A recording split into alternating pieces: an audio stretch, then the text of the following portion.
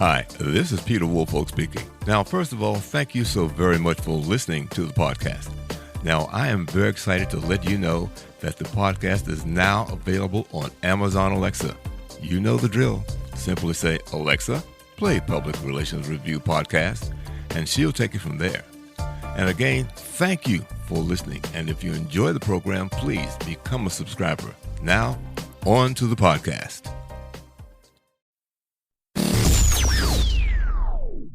Welcome. This is the Public Relations Review Podcast, a program to discuss the many facets of public relations with seasoned professionals, educators, authors, and others. Now, here is your host, Peter Woolfolk. Welcome to the Public Relations Review Podcast and to our listeners all across America and around the world. Question: is the current public relations agency model outdated? My guest today believes so. As a result, he and his colleagues have launched Intelligent Relations Public Relations, a new startup that believes that they have an exceptional fix with their new PR platform called Preston. Preston enables growing teams the opportunity to win media coverage and amplify their brand while delegating support tasks to a PR pro. In addition, your firm gets a dedicated PR professional committed to your success to execute all of your media outreach, helping to coordinate your interviews and to execute all of your campaigns. A very important feature of the Preston platform is your access to real-time analytics about your campaigns. Now, founded in 2020, they have quickly grown to over 50 team members distributed across 14 countries in 4 continents. Within this short time, they have already helped a global client base to achieve impactful media coverage in all types of media. So joining me today all the way from South America is Steve Marsenuk, Managing Director of Intelligent Relations. So Steve, welcome to the program. Hey, thanks for having me and appreciate the welcome and the thorough introduction. Well, look, let's talk about Preston. From what I have read thus far about it, I'm actually excited, so I'd like for people to hear exactly how you go about doing what you do. Yeah, absolutely. So first of all, I've been listening to a couple of the recent episodes you've done on artificial intelligence, and it's clear that both you and it seems like your listening audience are rather up to speed with some of the transformative things that AI has done and will continue to do for the PR industry. So we actually, as you mentioned, we started back in 2020 because we saw some of the artificial intelligence that was coming up, early versions of GPT, which is now ChatGPT, and we were just seeing that the PR industry was a perfect application for some of the AI technology that was going to be emerging at that point over the next few years, and sitting here in 2023, emerging now. And so I think that that's where our jumping off point was for Preston, is what would be the technology, the AI technology that would empower more intelligence, streamlined workflows, improved outputs, and to help facilitate many aspects of the PR process. Because as I've read, it has so many features that PR people really need. And let's start at the top about that. Preston has automated pitch writing included. Talk about that a bit. Yeah, absolutely. So I'd been running a PR agency for about 5 years or so prior to helping start Intelligent Relations. And we started in year one, spent about 9 months, 12 months just trying to reinvent the process of what it takes to do media outreach to the right folks with the right message, the right journalists who care about this pitch, these topics, and then manage your relationships with them. Try to kind of reinvent that from the ground up, and that's how we started from a jumping off point. So so from the pitch writing perspective, I'll say just high level. There's multiple technology that are built into Preston. And I'm very happy to drill into the pitch writing side. So we have media monitoring, which identifies journalists and everything they're writing about, and to build a smarter journalist database. Then we have the pitch writing capabilities, which understands a given client and is pre-trained with pitches that work based on success through the platform and recursive learning based on what we're seeing is getting responses. And then we have the follow-up tracking and transparent reporting process. So those are kind of, I'd say, the pillars of what's baked into the platform. From the pitch writing perspective, I was just listening to your last episode, one of your recent episodes about GPT and some of the uses of GPT for PR professionals. I think your guest absolutely nailed it in a lot of the things you talked about, from ideation to subject lines to preparing messaging briefs for clients. All of those things are really decent and really strong use cases for out-of-the-box AI technology like ChatGPT, like Google's Bard, something like that. What we saw with Preston for the pitch writing tool is that out-of-the-box solutions are not well designed for very specialized functions, such as what we do in the PR industry. So pitch writing, you could go to ChatGPT and say, hey, write a pitch on this topic. But the problem with an out-of-the-box solution is it doesn't know what works. It doesn't know it doesn't know what good is. It doesn't know the client that you're pitching on behalf of. It doesn't know the news. ChatGPT had the knowledge cut off as of I think September 2021, and so it's an imperfect tool for what's really the bread and butter daily activities of a PR pro.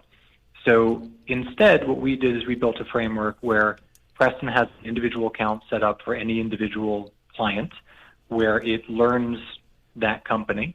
It understands their messaging. It understands what they care about, what they do, their areas of expertise. It's pre-trained with their leadership, and so it knows all of that. And you can go into a cold solution and saying, write a pitch about this. Oh, by the way, our CEO is so and so, and they do these topics, etc. It knows all that. It's pre-trained with pitch examples that have worked. It's pre-trained to know what the standard is. And so by having those things, by having a custom pre-trained model for a specific client, knowing what the standard is of what's likely to get a response, you're able to get really good outputs right out of the gate. Again, our thesis is that you always want to have a professional who knows what the outcome should be. They're able to review and obviously fact check, not sending anything out without that approval. But it's certainly a great jumping off point for anyone who's using a generative AI to write pitches. Well, I can certainly see the benefit of that because, as you said, ChatGPT just regurgitates what it can get its hands on. It goes out and looks for stuff that fits what you've asked for and then gives that to you. As I hear you say it, your program understands what it is your client wants and how they go about it, so it can better frame and recite, if you will, things that will better adapt itself to their needs. Yeah. So, for example, we have a data privacy client on the platform, and rather than having to re-educate your pitch writer each time, oh, by the way, the CEO's name is Rob, and their website is this, and here's their service offering, that just comes standard. So it's really like building a custom set of AI tools for any client, and it sets up and learns instantly. And that's one of the pain points I know folks listening are likely aware of, is that sometimes it does take a little bit of a learning curve to get up to speed with what a new client does, especially if they're in a niche or highly technical industry. This helps to accelerate through that learning curve and ensures that the content you're creating is on message and on point from pitch one. And now, is this also an overview of when you say that, I guess, Preston empowers anyone to win their own media coverage? Is that built into the fact that your pitches are much more directed better and more accurately because of the way you put them together? So I would say the right way to frame what we're doing from my perspective is it's AI assisted. So if someone wants to write a pitch, if a PR professional working in-house, a PR consultant, or a talented marketing professional who knows what they're doing, if they know their messaging, they know what they're trying to communicate, this is a really solid set of, say, training wheels to help them get out the door. So we're seeing that the folks who are most successful and are using Preston for themselves are folks who have a strong PR background, they have a marketing background, they understand what good messaging is, and they can use the tool to jumpstart, polish, and work through the process of sending a pitch from ideation through to response a whole lot faster than they could without that. Now, Is there have you made a distinction between, let's say, some of the smaller firms that might have only 3 or 4 or 5 people there, as compared to some of the big national firms, and in some cases, a few might even be international? Can you work with both of those extremes with this? The target market for us really it's designed for the solo practitioners, the small firms. It's a great solution for those folks because you want to set up a dedicated account for each one of those clients. It's people who maybe they don't have the entire infrastructure baked in. They don't have the team of analysts. They don't have the team of folks who are helping with the ideation. They need extra hands. Preston metaphorically helps them to have that and helps them to perhaps compete with teams that have more resources. So those are the folks who, when we're hearing feedback from clients, those are the folks who are our biggest fans and biggest promoters. Now, in terms of, because I had a brief glimpse at some of your list of reporters, how extensive is that? And let's sort of maybe focus on the U.S., but how extensive is it in terms of either just gross numbers or by areas that they cover? Just wondering how you put that one together. Yeah, absolutely. So the media database, we'll talk about breadth and we'll talk about depth. So in terms of breadth, number of journalists, we're in the hundreds of thousands of journalists, and it's growing every day. And obviously there's, I think as we mentioned in our online presence, expanding to other platforms soon. The way we see it, and there's no news to anybody here, is that the media landscape is continuing to fragment. There's someone who is a writer, maybe a freelancer for many publications, and have their own Substack, and have a podcast. And so building a centralized platform that's able to take all that information about all the content they're creating on all of their platforms to create a really deep and three-dimensional view of that influencer, of that journalist, that's where we're seeing the trend goes, and that's where we're focused as well. And in terms of depth, that's where we're frankly most excited. So a lot of the media databases out there are, obviously they have wide number of folks. They have great tagging on of the journalists and the editors in their database. We're going a step further. Rather than putting folks into predefined categories, we're just sucking in all of the content that these folks are creating and creating, the technical term is vectors of who these folks are, and creating a much more, three-dimensional, four-dimensional. I mean, it's a multi-dimensional perspective of who these folks are and what they're creating. Beyond just putting someone into a box, like say you have a pitch about, your client has a disagreement with an approach that Elon Musk is taking to business, and you want to find journalists who are likely to care about that. Well, we have a method that allows you to look at the pitch and the client and understand what their take is, and then map that using, variations on vectorization to the journalists who, based on all their recent coverage, are most likely to cover that. And that may or may not be a journalist who's covered Elon Musk in the past, because that might be about his personal life. It may be about his stock price, or it may be about, someone who's journalists most likely to care about that, maybe someone who wrote about Bill Gates or Jeff Bezos, like folks who literally the language doesn't map, but on a concept basis, these are the journalists who actually care. So it's kind of leapfrogging the filtering process and the tagging process on topics and themes in doing a more direct match between what's at the heart of this pitch, what's at the heart of this journalist, and making the connections based on that. And I'll say there's one other layer to this, which is beyond just thematic appropriateness. We think it's important to understand what the journalist replies to. So, for example, does the journalist respond to pitches about interviews? Do they respond to reviews? You should review our product. Do they respond to a written Q&A? Do they like receiving announcements or not? These are things that typically PR professionals would have to make their own custom notes about what that person liked to receive. That's essentially recursive learning. That's taking feedback across all of the pitches that are being sent out and understanding positive responses, negative responses, what's getting their attention. And so the intelligence in that relationship, like what was previously had to be looked at as I learned this about this journalist, now we're able to do better matching based on what they actually like. And so the end outcome should be better targeted pitches and hopefully a better experience for the journalists on the receiving end, because the platform knows that this person only covers Tesla's stock price, not their company developments, and so therefore, make sure your pitches are actually mapped on those criteria. That's interesting that you describe that sort of minutia, if you will, that it's able to define, that they're more interested in stock prices as compared to something else, being able to disseminate that difference as they decide, I don't want to say category, but how to pitch or not pitch an individual report. I find that rather fascinating that your system can pick up those nuances and pass them on.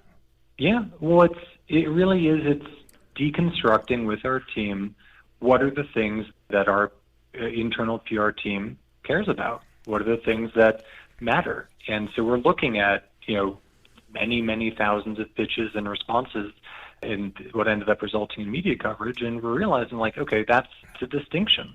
That's something that should be baked in. Mm-hmm. And so every time we're drawing a distinction, that becomes part of, a new set of AI algorithms to start intelligently tagging folks and having a deeper understanding. So same way a PR pro would learn about what folks respond to and don't respond to, the platform is able to capture and build that intelligence into the system. Okay.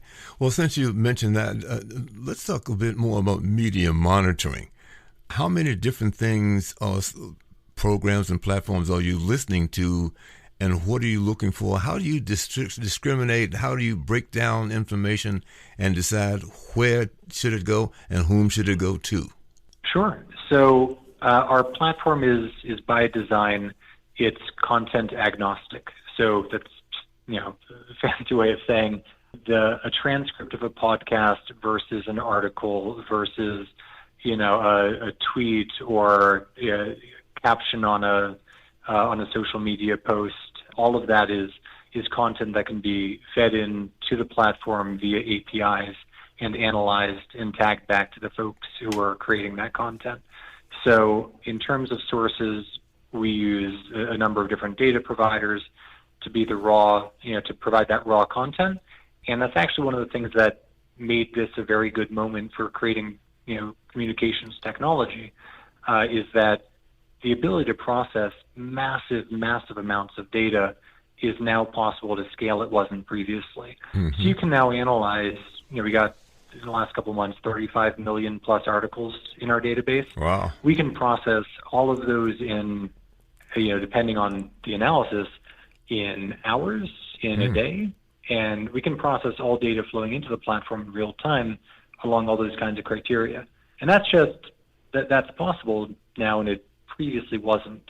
So that's where we're at. That's where we're going to continue to go, is just in order to do true 360 understanding, you need to be able to absorb and process all this data. And we think that, as it gets harder and harder for an individual to keep up with, a journalist's moves or an influencer's content across multiple platforms, technology will also be part of the solution to that, because it can keep up, and it helps to make the jobs of the pros responsible for winning media coverage. It helps make it easier for them to keep up. Mm-hmm. So talk a little bit now about the campaign analysis. Once you have put together a campaign for a client and let it go, talk about what you're measuring and the information you're getting back to give to the client to let them know about the performance of the campaign. Yeah, sure. So the campaign analysis, there's some obvious statistics that would make sense, similar to like an email marketing campaign. Let's assume it's all email pitching. So everything from number of sends and open rates and click-through rates and response rates, things like that. Further, we're tagging each of the pitches. So the pitch itself will have, I think somewhere between like 15 and 20 different dimensions to it, attributes to it, such as, I kind of alluded to these earlier, like if it's an announcement, if it's an exclusive, if it is asking for a review, that type of thing. And so we're tagging each of the campaigns to understand what they're about, above and beyond the themes and the topics. So that's happening on an individual level, like an individual campaign level, and that's happening on a larger level. So across all the campaigns, helping to receive feedback from what journalists are responding to. So a campaign, it happens on that campaign level, understanding, so your campaigns about, announcements, seem to result in lower response rate than your campaigns about product reviews, for example. You can also see, based on responses, you can see this journalist gave 5 positive responses to you over the last 6 months. Therefore, this is one of your top relationships that you've built. Or this publication you've been in touch with 3 journalists at this publication. Therefore, that's one of the publications where you have essentially cultivated a relationship. So there's a lot of dimensions to, the feedback that happens, but that is essentially the recursive learning. You pitch something out, the data comes back based on responses, opens, and clicks, and ultimately, coverage, and that feeds into data that hopefully is useful and actionable for the users of the platform. Now, you've mentioned the fact that you basically are worldwide. How often do you update your list of reporters? So we have a technological approach and a human approach to updating the database. So we have a team of folks who are behind the scenes analyzing the journalist database. Every time there's a bounce, for example, we go in and we update the data with updated information about where the journalist is working. And so there's that side of things. And then because our database is built essentially from content first, we're identifying all the content that's coming in, and maybe it'll identify that there's a new journalist, John Smith, at this publication. He's written 10 articles in the last month, and that'll prompt one of our teammates to go and update. So there's kind of a number of feedback cycles that trigger our technology or our team to go and find updated contact information for these folks. Well, as we begin to come close to the tail end of things here, tell our listeners how they can get their hands on this Preston platform that you've started. Absolutely. Intelligentrelations.com. You can go there. You can book a demo. We'll give you a full walkthrough. We've got a great customer success team. Happy to help you get set up your first campaigns, and we'd love to have your listeners give it a spin. Okay. Well, let me ask you now, is there anything that you think that we should have covered today? And if so, let's have it so make sure that we get a full picture of what it is you do. Yeah, so I would say the technology that's coming presents a lot of opportunities. I think that there's an understandable concern about how this affects the work of PR pros and the ways that have worked for a very long time. I think that, if your job or if your firm operates strictly on the basis of, we can build a great media list, that might not be the model that continues well into the future. But ultimately, it takes a professional and it takes someone who knows strategy to understand what good looks like, to understand what's in the client's best interest.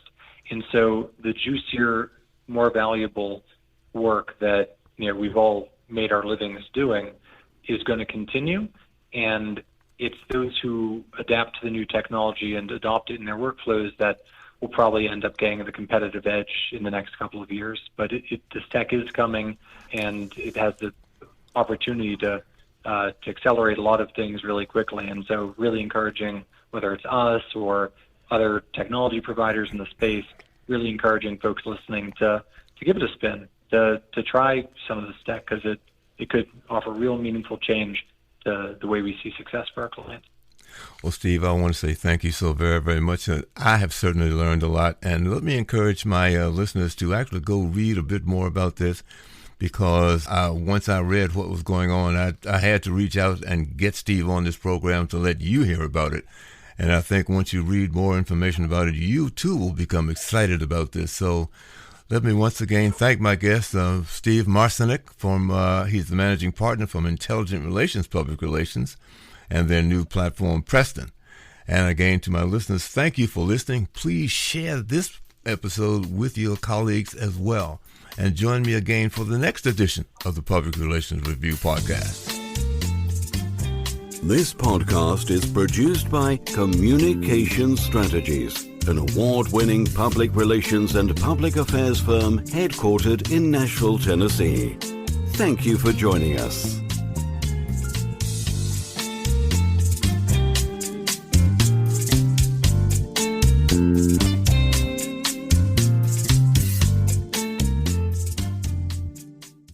Hello, this is Peter Woolfolk. First, let me say thank you so much for being a listener. Now, I want to alert you to our shiny new podcast website located at podpage.com. However, you can go directly to the podcast site located at publicrelationsreviewpodcast.com. There, you can contact me through email. You can leave a voice message. You can leave a review. You can read an episode blog and frequently learn about the podcast guests. You might also want to suggest podcast topic ideas or even suggest a guest. You can also let me know if you would like to receive our podcast listener logo that you can post on your social media. So I look forward to hearing from you about our new podcast website. Thank you so much for listening to the Public Relations Review podcast, and have a great day.